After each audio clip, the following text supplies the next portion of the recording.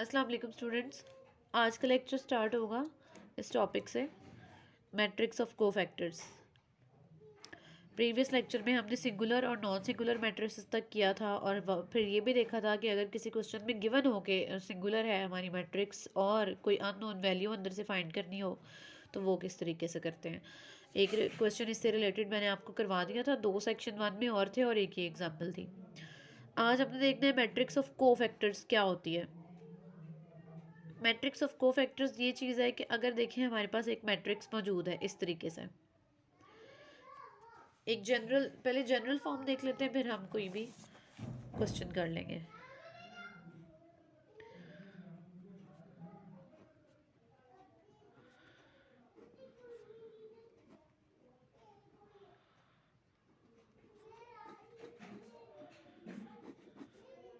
Matrix of cofactors, अगर हमारे पास एक मैट्रिक्स है ए और उसमें ये एलिमेंट्स हैं A11, A12, A21, A22, तो मैट्रिक्स ऑफ कोफैक्टर का फॉर्मूला हमारे पास क्या होता है।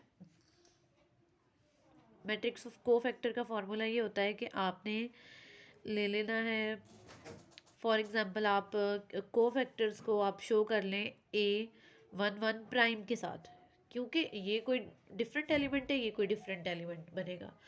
तो इसका फॉर्मूला ये होता है कि -1 की पावर में हमने ये जो दोनों इंडेक्स हैं वो ऐड कर देने हैं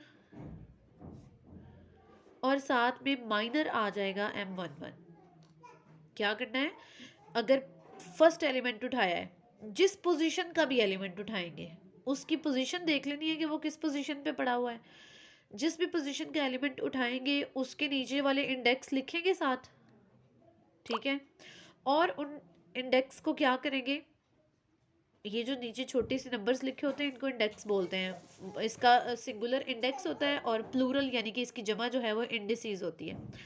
उन इंडिसेस के साथ क्या करेंगे, उन दोनों इंडिसेस को -1 जो फार्मूले का हिस्सा है उसकी पावर में ऐड कर देंगे और उन्हीं दोनों इंडिसेस वाला माइनर लेंगे। अगर तो दो जो है 2x2 ऑर्डर की मैट्रिक्स है, ठीक है, दो उसमें रोज है, 2 कॉलम्स हैं, तो हमने क्या करना है,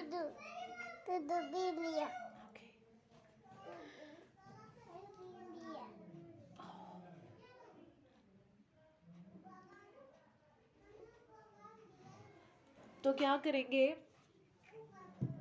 कि -1 की पावर में उन दोनों को लिख दिया। और अगर हमारे पास 2x2 ऑर्डर का मैट्रिक्स है तो हमें किस तरह से लेना है कि माइनर आपको पता है, प्रीवियस लेक्चर में मैं बता चुकी हूँ कि माइनर क्या चीज़ है। माइनर हमेशा ये चीज़ होती है कि फर्स्ट रो और फर्स्ट कॉलम को स्किप करके बाकी के एलिमेंट्स लिखने हैं और वो हमेशा डिटर्मिनेंट में आ रहे हैं।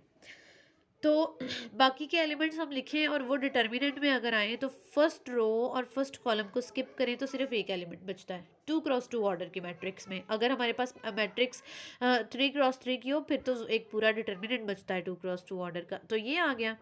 अब एक एलिमेंट का डिटर्मिनेंट वही एलिमेंट होता है, ठीक है। तो इसका आंसर बन जाएगा -A22। ये हमारे पास आ गया। इसी तरह से जब हम सेकंड पोजीशन वाले नंबर का सेकंड पोजीशन वाले एलिमेंट का कोफैक्टर लेंगे, इसको कोफैक्टर बोलते हैं, ये हमने कोफैक्टर फाइंड किया है। जब हम सेकंड पोजीशन वाले एलिमेंट का कोफैक्टर लेंगे A12 प्राइम आएगा वो कोफैक्टर, क्या होगा, वही फॉर्मूला आपने लगाना है, -1 की पावर में इन दोनों इंडेक्स को ऐड कर देना है और इन्हीं दोनों इंडेक्स का माइनर लेना है। तो -1 की पावर हो गई 3 और M13 क्या, सॉरी ये डिटर्मिनेंट है, this is not a matrix, this is determinant. First row और सेकंड कॉलम को स्किप कर देंगे, आपके पास बचा 821, ठीक है। तो आंसर क्या आ गया, पावर क्योंकि ऑड है तो ऑड पावर की वजह से माइनस मौजूद रहेगा, ये वैनिश नहीं होगा और -A21 आंसर आ जाएगा। एंड सॉरी फॉर दैट, यहाँ पे -1 की पावर 2 हो चुकी है और 2 पावर जो है वो इवन है, इवन पावर नेगेटिव को ख़त्म कर देती है। सो ये पॉजिटिव A22 आंसर आएगा। अब अगर हमने इस पोजीशन वाले एलिमेंट का कोफैक्टर फाइंड करना है तो वो प्राइम के साथ -1 पावर में दोनों इंडेक्स ऐड और इन्हीं दोनों इंडेक्स का माइनर, तो -1 की पावर 3 हो जाएगी और सेकंड रो और फर्स्ट कॉलम को स्किप करेंगे, सेकंड रो और फर्स्ट कॉलम को स्किप करेंगे तो हमारे पास A12 बच जाएगा। और क्योंकि -1 की पावर 3 है, पावर ऑड है, ऑड पावर की वजह से minus minus will retain, minus will not vanish and A12। And last one is A22 का हमने कोफैक्टर फाइंड करना है। -1 की पावर में 22 को ऐड करेंगे, M22 माइनर लेंगे, -1 की पावर 4 हो जाएगी। M22 सेकंड रो और सेकंड कॉलम को स्किप करना है तो हमारे पास ये एलिमेंट बचता है। और पावर क्योंकि इवन है तो इवन पावर जो है वो माइनस को ख़त्म कर देती है, A11 आ जाएगा। ठीक है, तो अब आप ये देखें कि हमारे पास मैट्रिक्स ऑफ कोफैक्टर क्या बनी है। मैट्रिक्स ऑफ कोफैक्टर, इसको सबसे पहले हमने लिखना है ए सी हमारी मैट्रिक्स ऑफ कोफैक्टर है। और जब हमने फर्स्ट पोजीशन वाले एलिमेंट का कोफैक्टर लिया उसका आंसर आया A22। ये प्राइम में जाएगा, नहीं ये प्राइम में नहीं जाएगा, इसमें सबसे पहले हमने इसको इस तरह से लिखना है ना कि A11 prime, A12 prime, A21 prime, A22 prime, और फिर इनकी जो भी वैल्यूज़ आई हैं वो यहाँ पे लिख देनी है तीनों की। A11 प्राइम का आंसर आया था A22। आंसर जो भी आए ठीक है, उससे आपने नहीं कंफ्यूज हो जाना कि अब ये A22 क्यों बन गया है। वो तो हम क्वेश्चन लेंगे तो क्वेश्चन में तो जाहिर है कोई डिफरेंट आंसर ही मिलेगा ना हमें।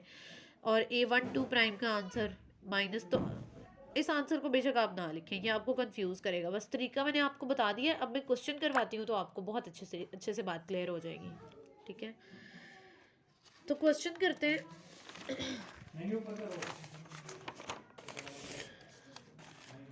क्वेश्चन में ये है कि एग्जाम्पल तो आपके सामने मौजूद है, आपके पास सोल्यूशन मौजूद है, कर सकते हैं। मैं देखती हूँ कि अगर एक्सरसाइज में इससे रिलेटेड कोई क्वेश्चन है तो वो आपको करवा देती हूँ। को फैक्टर फाइंड करना है जी हमने।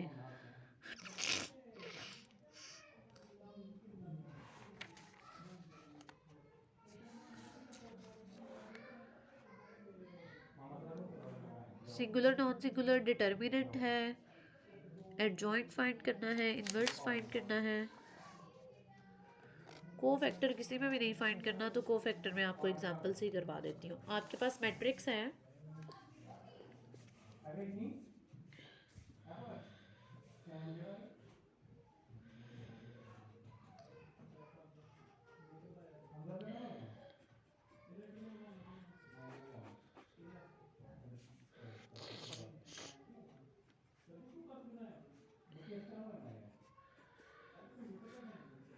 ठीक है। उन्होंने कहा है कि फाइंड द को फैक्टर्स ऑफ दिस मैट्रिक्स। तो अच्छा जी, सबसे पहले अब हमने फर्स्ट पोजीशन वाले एलिमेंट को लेना है, 2 को। 2 किस पोजीशन पे पड़ा हुआ है? A11 पोजीशन पे पड़ा हुआ है, यानी कि फर्स्ट रो में है, फर्स्ट कॉलम में है। तो हम इसको कैपिटल A11 से भी शो कर सकते हैं, और जैसा कि मैंने पहले किया स्मॉल A11 प्राइम से भी शो कर सकते हैं। वो आप पे डिपेंड करता है, जिससे मर्जी शो कर लें। अब हमने इस एलिमेंट का, फर्स्ट एलिमेंट का कोफैक्टर लेना है, और फर्स्ट एलिमेंट की पोजीशन है A11, first row first column. तो इसलिए हमने कैपिटल A11 लिख लिया। -1 की पावर में इन दोनों इंडेक्स को ऐड करेंगे और माइनर ले लेंगे M11। -1 की पावर 2 हो जाएगी, और माइनर जो है वो एक डिटर्मिनेंट आएगा फर्स्ट रो और फर्स्ट कॉलम को स्किप करके 6। तो माइनस पावर जो इवन पावर जो है वो माइनस को ख़त्म कर देगी, आंसर आ जाएगा 6। इसके बाद है A12, सेकेंड पोजीशन का एलिमेंट, ये वाला। इसकी पोजीशन क्या है? ये फर्स्ट रो में और सेकंड कॉलम में पड़ा हुआ है, A12। ठीक है, तो क्या करेंगे? -1 की पावर में 1 और 2 ऐड हो जाएंगे, और M12 जो है वो कोफैक्टर माइनर आ जाएगा। -1 की पावर 3 हो जाएगी, और M13 जो एक डिटर्मिनेंट हमारे पास आएगा फर्स्ट रो को और सेकंड कॉलम को स्किप करके। फर्स्ट रो को सेकंड कॉलम को स्किप करके 4 बचता है। तो एक एलिमेंट का डिटर्मिनेंट वही एलिमेंट आंसर में होता है। -1 की पावर 3 है, ऑड पावर है, माइनस आ जाएगा, -4 आंसर आ जाएगा। अब इस एलिमेंट की बारी है। इस एलिमेंट की पोजीशन क्या है? ये सेकंड रो में बट फर्स्ट कॉलम में पड़ा हुआ है। रो की बात हमेशा पहले करनी है, मैं बार बार आपको ये बात बता रही हूँ हर लेक्चर में। रो की बात पहले करनी है, कॉलम की बात बाद में करनी है। ये सेकंड रो और फर्स्ट कॉलम में पड़ा है, तो इसकी पोजीशन है 2 1, A 2 1, second row first column, दोनों इंडेक्स ऐड कर दें -1 की पावर में और उन्हीं दोनों इंडेक्स वाला माइनर ले लें।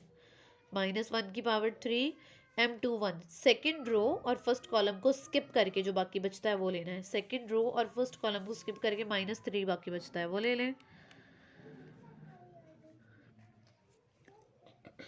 तो ये हमारे पास आ जाएगा ये वाला माइनस और ये वाला माइनस, +3, माइनस माइनस प्लस हो जाएगा। अब लास्ट एलिमेंट की बारी है 6 की।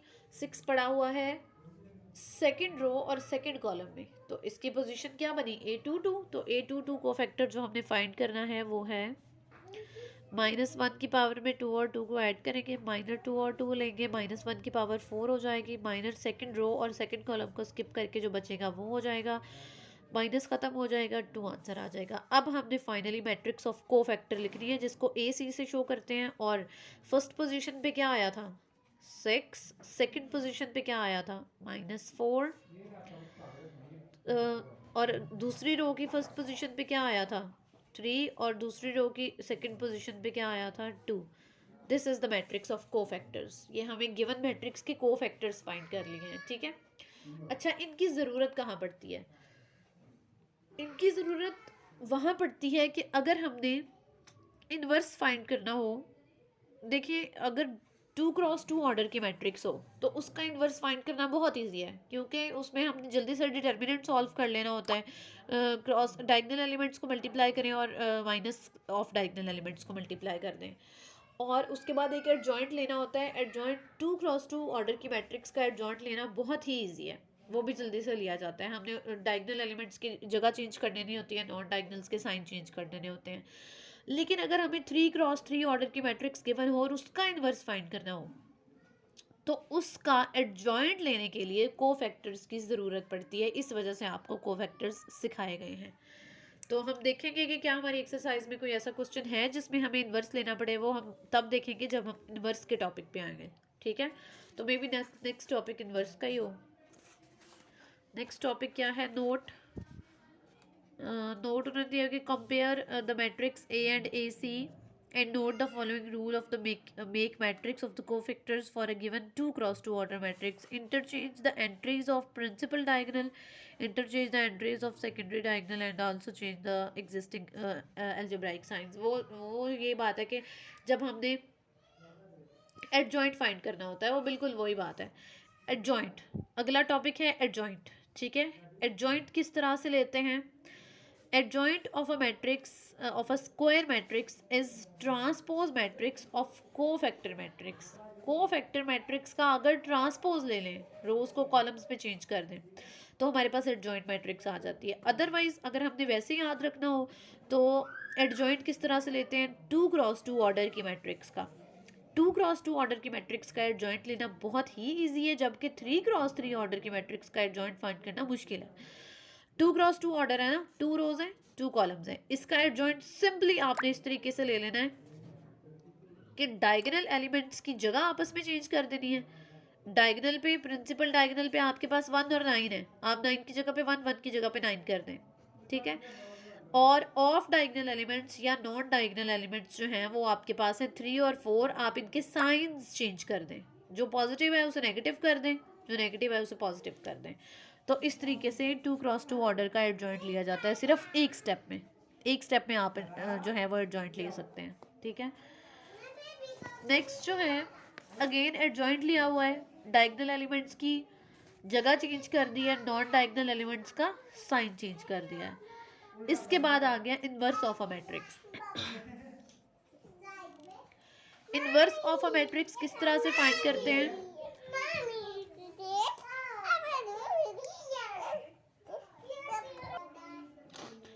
नेक्स्ट हमारा टॉपिक है inverse of a matrix. Inverse का ये फॉर्मूला आपने 9th क्लास में भी पढ़ा होगा। Inverse of a matrix is equal to adjoint of that matrix divided by determinant of that matrix, ठीक है। तो नेक्स्ट हमारे पास है find the inverse of the following matrix. Inverse simple है, आप इसको यहीं से देख लें। क्या करना है? 2 चीज़ें चाहिए, डिटर्मिनेंट चाहिए, एडजॉइंट चाहिए। ये मैट्रिक्स ए थी 4 9 7 6, क्या किया? एडजॉइंट ले लिया, प्रिंसिपल डायगोनल वाले एलिमेंट्स की जगह चेंज कर दी, 4 की जगह पे 6, 6 की जगह पे 4 कर दिया। नॉन डायगोनल के साइन चेंज कर दिए, उनकी जगह नहीं चेंज करनी, सिर्फ साइन चेंज करने हैं। अगर दोनों पॉजिटिव हैं तो दोनों को नेगेटिव कर दें। एडजॉइंट आ गया। डिटर्मिनेंट इसका कैसे लेना है? डायगोनल एलिमेंट्स को मल्टीप्लाई करना है माइनस नॉन डायगोनल एलिमेंट्स को मल्टीप्लाई करना है, तो डिटर्मिनेंट आ जाएगा।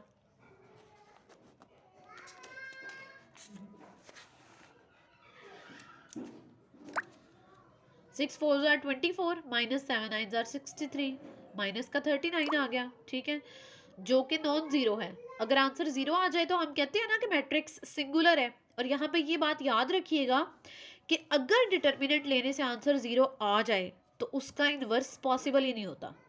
आपको अगर कहा गया हो ना, एक क्वेश्चन दिया गया हो और आपसे बोला गया हो कि जी इसका इन्वर्स फाइंड करें, लेकिन आप अगर डिटर्मिनेंट तक ही अभी पहुंचे और आंसर जीरो आ जाए तो आप कहेंगे कि इसका इन्वर्स पॉसिबल ही नहीं है, क्योंकि ये मैट्रिक्स सिंगुलर है। सिंगुलर मैट्रिक्स का इन्वर्स पॉसिबल नहीं होता।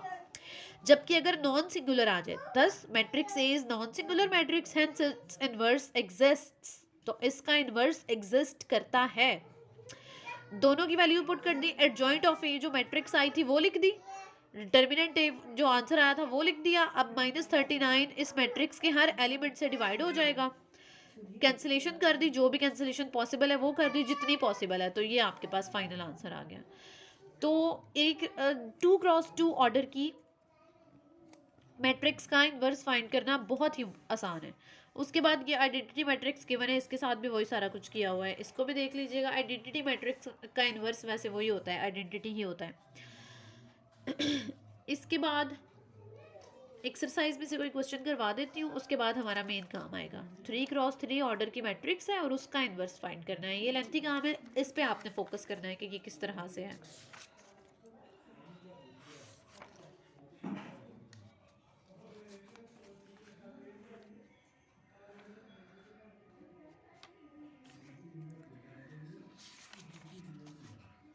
इन्वर्स हमें कहाँ पे फाइंड करना पड़ेगा? ये सेक्शन 2 का क्वेश्चन नंबर 3 का 8th पार्ट है। 8th पार्ट में find the inverse of the following matrices. पहली 3 मैट्रिसेस सेकंड ऑर्डर की हैं, ऑर्डर 2x2 की। ये बहुत ही इजी है। और 4th one is the order 3x3।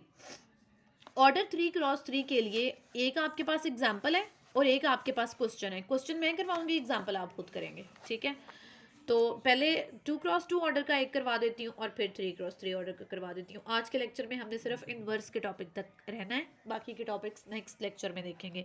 अभी आप पहले 8th का बी पार्ट देखें, 2x2 ऑर्डर का इन्वर्स।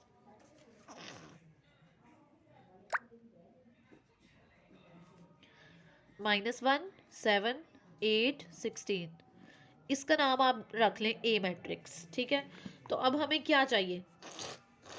हमें चाहिए ये फॉर्मूला है, adjoint of A divided by A determinant. दो चीज़ें चाहिए, एडजॉइंट चाहिए, ए डिटर्मिनेंट चाहिए। पहले एडजॉइंट ले लें। एडजॉइंट मैट्रिक्स होती है हमेशा, क्या बनेगी? डायगोनल एलिमेंट्स की जगह चेंज कर दें आपस में,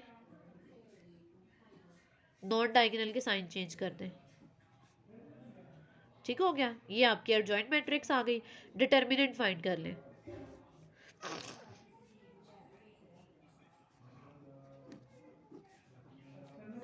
डायगोनल एलिमेंट्स को मल्टीप्लाई किया, -16 आया, माइनस नॉन डायगोनल्स को किया।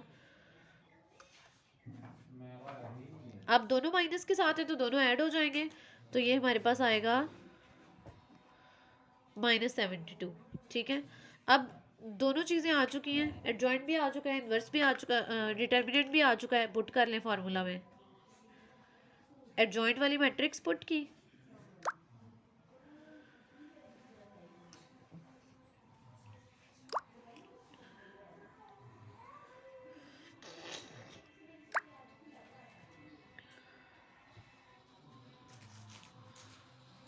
और माइनस ये पुट किया। अब ये इस मैट्रिक्स के हर एलिमेंट के साथ डिवाइड हो जाएगा।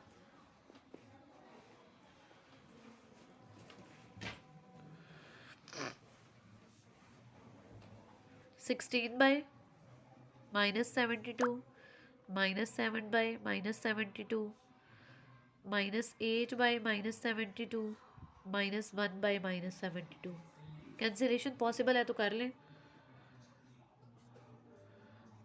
ये 2 पे कैंसिल हो सकता है।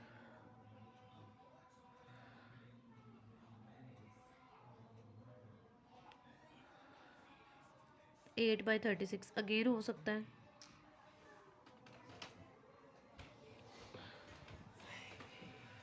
और अगेन हो सकता है -2/9। इसके बाद इसका माइनस और माइनस कैंसिल हो जाएंगे, हमारे पास आ जाएगा 7/72। अगेन माइनस और माइनस कैंसिल हो जाएगा, यहाँ पे भी कैंसिलेशन पॉसिबल है।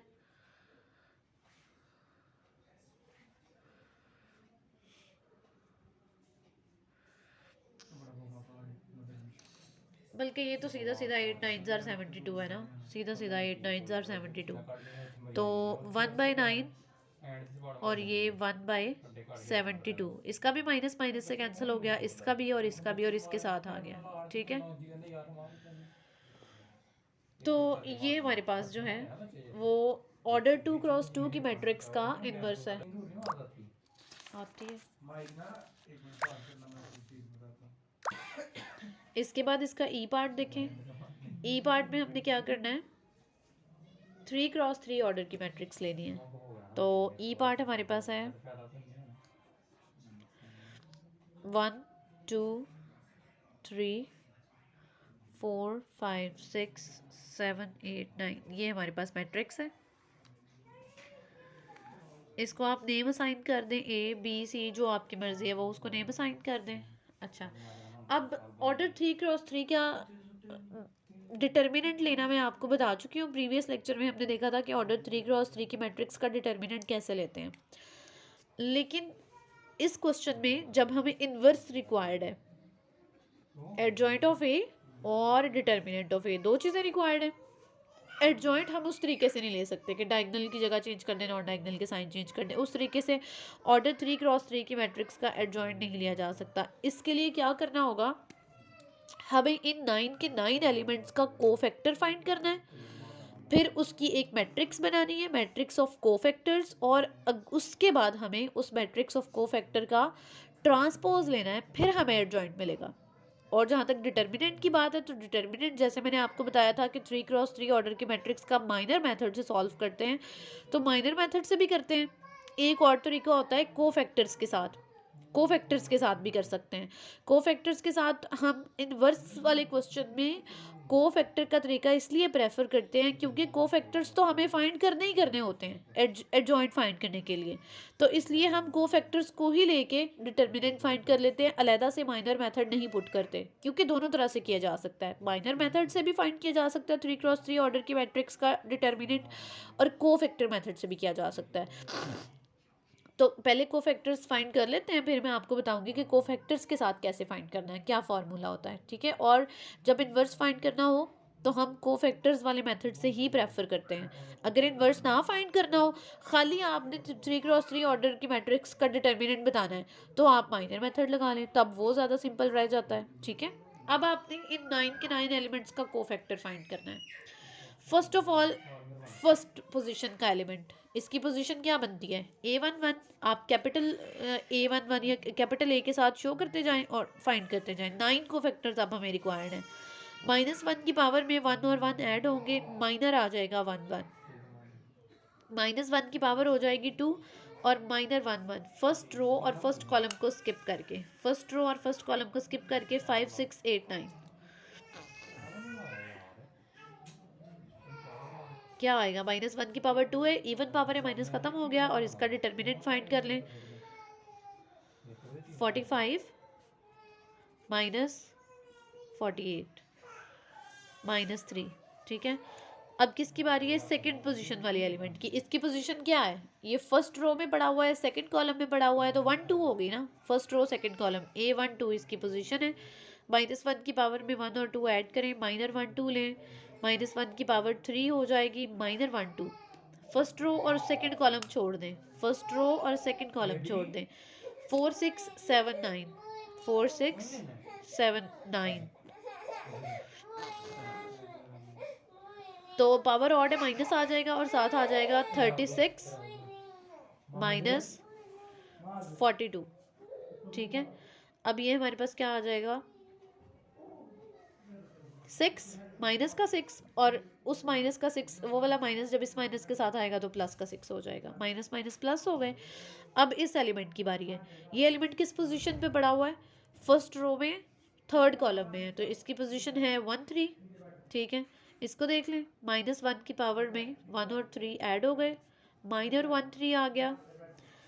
इसको नेक्स्ट स्टेप पे ले जाते हैं क्योंकि यहाँ पे जगह कम है। -1 की पावर हो गई 4 और -1 3 क्या आ गया, फर्स्ट रो और थर्ड कॉलम को स्किप कर दें, first row third column skip कर दी, 4 5 7 8। -1 की पावर क्या हो गई, इवन, माइनस खत्म हो गया।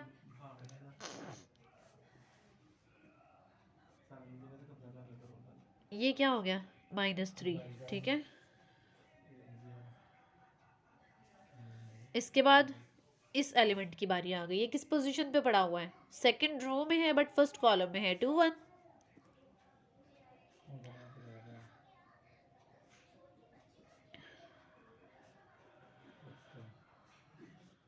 सेकंड रो को स्किप कर दें, फर्स्ट कॉलम को स्किप कर दें, 2 3 8 9। माइनस आ गया क्योंकि पावर ऑड है, 18 माइनस 24। ठीक है, तो ये भी आ गया -6 और इस माइनस के साथ जब आएगा तो ये प्लस का 6 हो जाएगा। ठीक है, अब इस एलिमेंट की बारी है। A2 पोजीशन पे पड़ा हुआ है ये, -1 की पावर में 2 और 2 ऐड किए, M22 आ गया। -1 की पावर 4 हो गई, 2 2। सेकेंड रो छोड़ दें, सेकेंड कॉलम छोड़ दें, 1 3 7 9।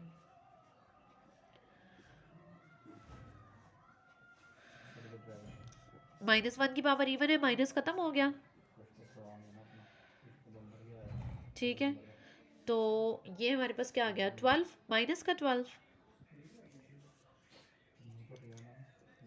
इसकी बारी आ गई, ये सेकंड रो में थर्ड कॉलम में A2 3, -1 की पावर 2 + 3 M23, -1 की पावर 5 और M23। सेकंड रो और थर्ड कॉलम को छोड़ दें, सेकंड रो और थर्ड कॉलम को छोड़ दें, 1 2 7 8। सेकंड रो और थर्ड कॉलम को छोड़ें, 1 2 7 8। -1 की पावर ऑड है, माइनस साथ में आएगा, 8 - 14। ठीक है, तो ये क्या हो जाएगा, माइनस का 6 और ये वाला माइनस होगा तो प्लस का 6 हो जाएगा। इसके बाद इसकी बारी है। ये 3 1 पोजीशन पे पड़ा हुआ है, A3 1 थर्ड रो में है, फर्स्ट कॉलम में है।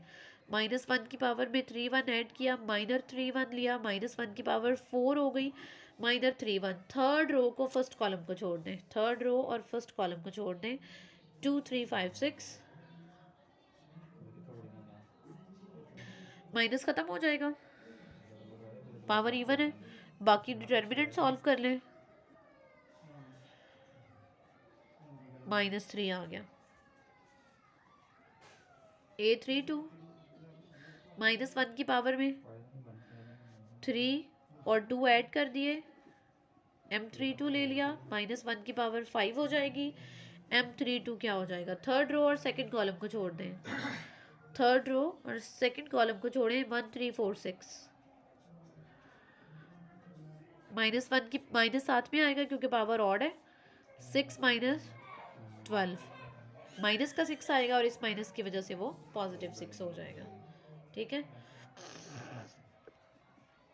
A3 3 की बारी आ गई, लास्ट एलिमेंट की। -1 की पावर में 3 और 3 ऐड कर दें, M33 ले लें, -1 की पावर 6 हो गई, M33। Third row third column छोड़ दें, 1 2 4 5।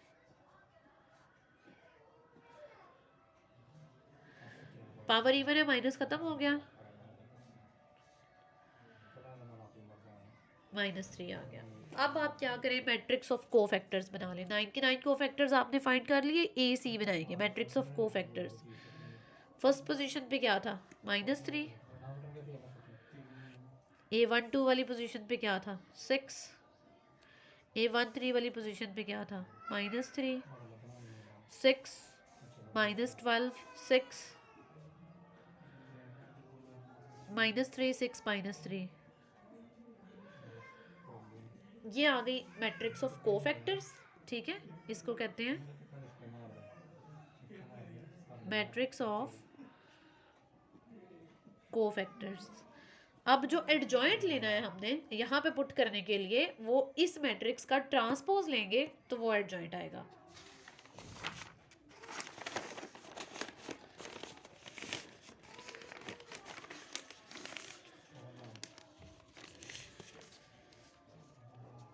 ए सी जो हमने फाइंड की है उसका ट्रांसपोज ले लें तो वो क्या आएगा, एडजॉइंट ऑफ ए। ठीक है, ओ सॉरी, इस तरफ लिखना था मैंने।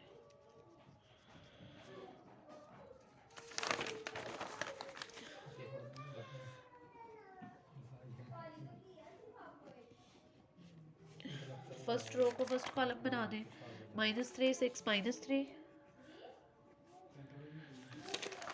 6 -12 6 -3 6 -3। ये आ गया एडजॉइंट। अब डिटर्मिनेंट की बारी है। तो कोफैक्टर्स जब आपने फाइंड कर ही लिए हुए हैं तो आप कोफैक्टर्स वाले फॉर्मूले से डिटर्मिनेंट फाइंड कर लें, वो ये फॉर्मूला है। अच्छा, इसमें क्या होता है, वही जैसे कि मैंने आपको माइनर मेथड में बताया था कि बेशक आप फर्स्ट रो यूज़ करें, सेकंड रो यूज़ करें, थर्ड रो या कोई सा भी कॉलम या कोई सी भी रो, उसी के साथ आपने लेना है। और उसमें ये था कि first positive, second negative, third positive, लेकिन इसमें सब पॉजिटिव होते हैं, इसमें हर जगह प्लस आता है, कोई माइनस नहीं आता। वहाँ पे इधर माइनर्स होते हैं A11 M11, A12 M12, A13 M13। ओहो, ये मिस्टेक हो गई। और यहाँ पे इधर कोफैक्टर्स होते हैं A11 कैपिटल A11 जो हम फाइंड कर चुके हैं, small A12 capital A12, small A13 capital A13। Small कहाँ से आने हैं, जो गिवन मैट्रिक्स थी ये वाली। कैपिटल कहाँ से आने हैं, जो हमने कोफैक्टर्स फाइंड किए हैं। अब जल्दी से वैल्यूज पुट करते जाते हैं। स्मॉल A11 हमारे पास है 1, कैपिटल A11 हमारे पास है -3, स्मॉल A12 हमारे पास है 2, कैपिटल A12 हमारे पास है 6, स्मॉल A13 हमारे पास है 3, कैपिटल A13 हमारे पास है -3। बस इसको सॉल्व कर लें तो ये आपका डिटर्मिनेंट आ जाएगा, -3 + 12 -9। अच्छा, अब यहाँ पे हुआ ये है कि माइनस का 12 और प्लस का 12 ये वैसे ही 0 हो गया। तो क्या हुआ, क्या बताया था मैंने आपको कि जब डिटर्मिनेंट 0 हो जाएगा तो इन्वर्स पॉसिबल ही नहीं है। ठीक है, तो हम कहेंगे कि since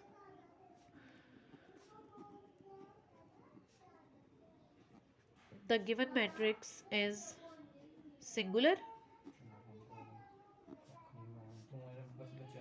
so inverse of it not exist। ठीक है। अच्छा, अब यहाँ पे एक बात ये है कि अगर आप पहले ही डिटर्मिनेंट फाइंड कर लें, पहले ही आपका 0 आ जाएगा, तो आपको इतने ज़्यादा कोफैक्टर्स फाइंड ही नहीं करने पड़ेंगे। ये एक काम भी हो सकता है।